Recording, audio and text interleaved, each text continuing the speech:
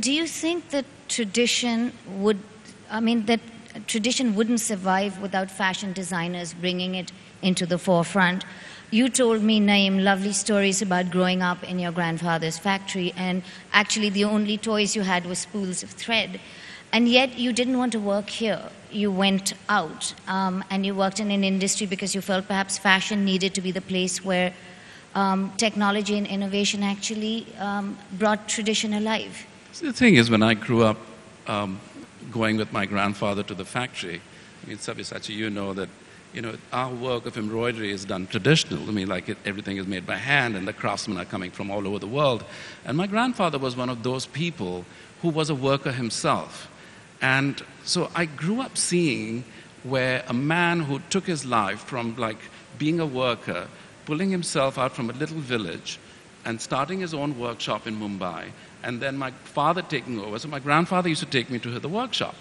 The ethic and the discipline of the workers of that time was so incredible that, the way, the timing, the stitch has to be a certain type, or the thread was a certain type. And growing around all that, playing as a little kid under the looms of the saris that were being made with reels of thread, this made me who I am.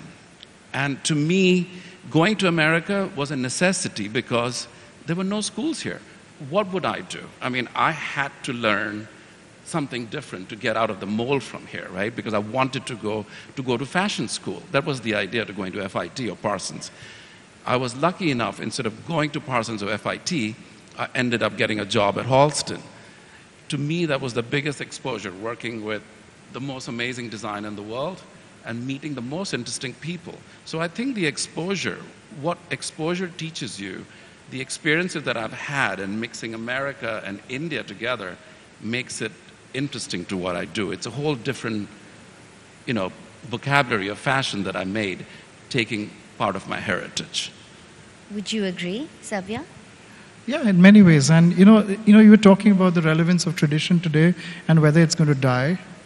Well, it's our responsibility to keep tradition alive. I'll tell you the reason why. I was watching a movie called The Help, and the mother in that film tells the daughter something very telling. She says that, courage often skips a generation. But I want to say that, tradition cannot skip a generation. If Naeem doesn't keep the tradition alive, his kids won't know what tradition is, because tradition anywhere is paramparic. It's handed over generation to generation to generation.